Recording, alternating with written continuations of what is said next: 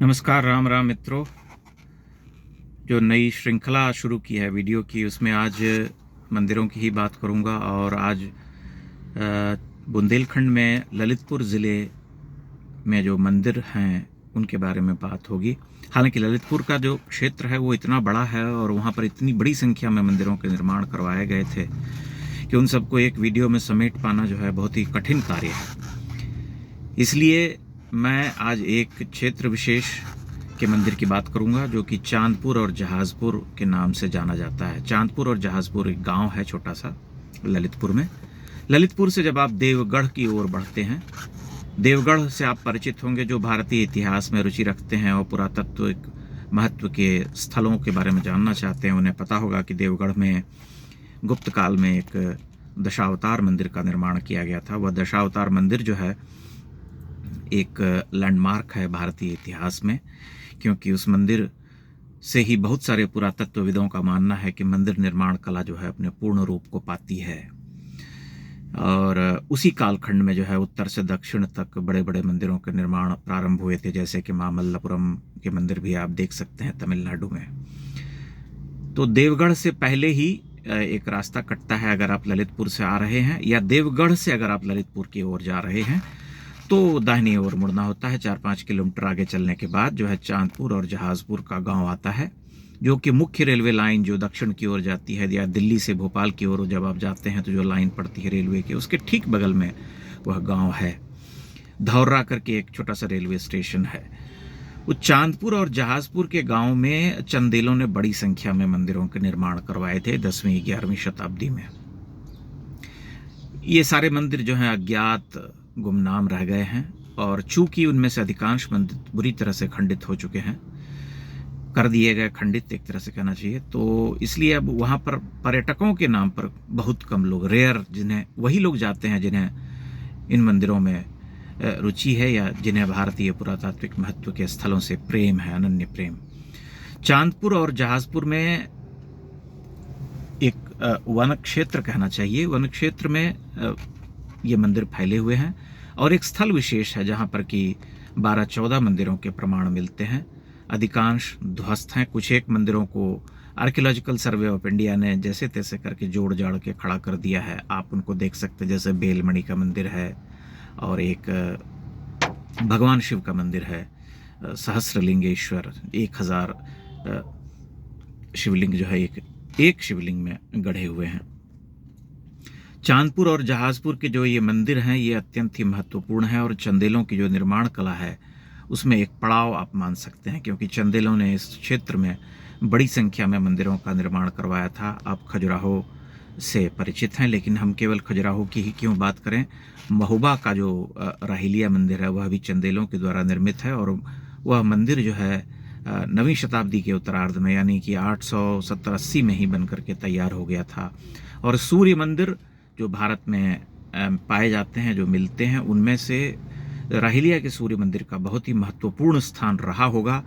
चूंकि वह मंदिर 3/4 गिर चुका है, गिराया गया था पहले, इसलिए अब उसकी जो महानता है उसका पूर्ण रूप तो हम नहीं देख पाते, लेकिन जो देखते हैं उससे हम अनुभव या अनुमान लगा पाते हैं कि वह कितना विशिष्ट और विलक्षण मंदिर रहा होगा।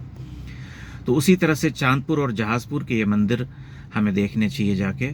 एक जगह जिसकी मैं बात कर रहा था, वहाँ पर एक बड़े पंचायतन मंदिर का प्रमाण मिलता है, जो कि वराह को समर्पित था। मूलतः भगवान विष्णु के अवतार वराहावतार, उनकी एक खंडित प्रतिमा है जो कि अधिष्ठान के मध्य में स्थित है। वहाँ पर एक मंदिर था, और उसके 4 दिशा में, उत्तर दक्षिण पूर्व पश्चिम में 4 अन्य मंदिर थे जो अन्य देवी देवताओं को समर्पित थे, लेकिन उनमें से अब कुछ भी नहीं है, सिर्फ अधिष्ठान है और बीच में वराह की प्रतिमा है। चारों ओर बहुत बड़ी संख्या में ध्वस्त पड़े हुए मंदिर के प्रस्तर खंड और अवशेष मिलते हैं।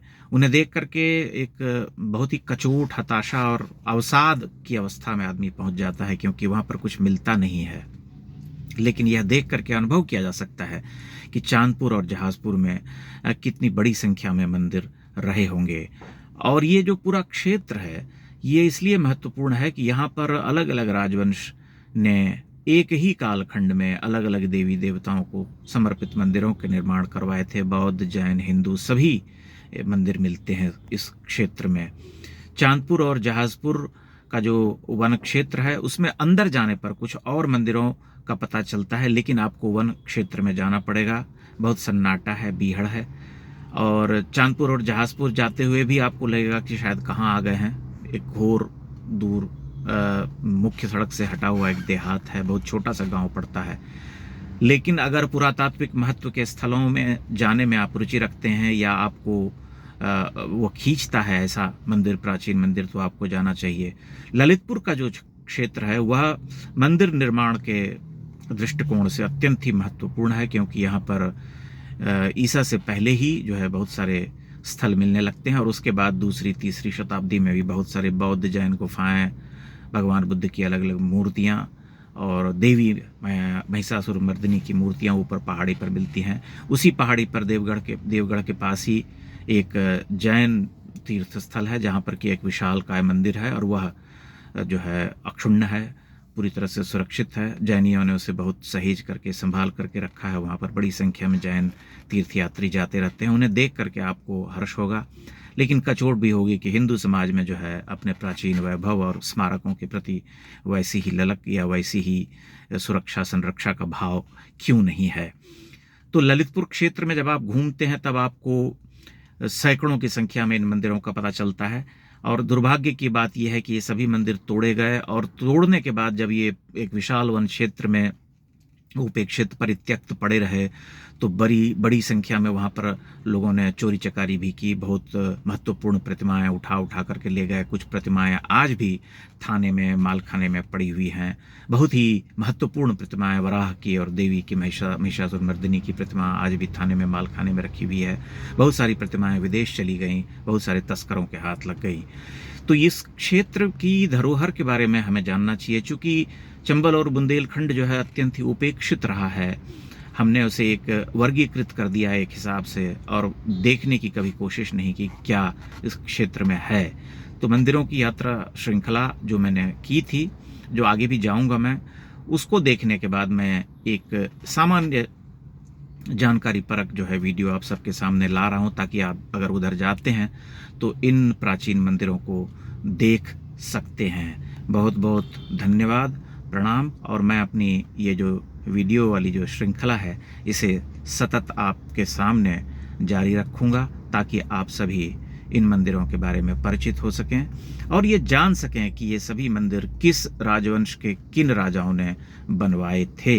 किसी भूत प्रेत एलियन के द्वारा निर्मित मंदिर नहीं थे। धन्यवाद, प्रणाम।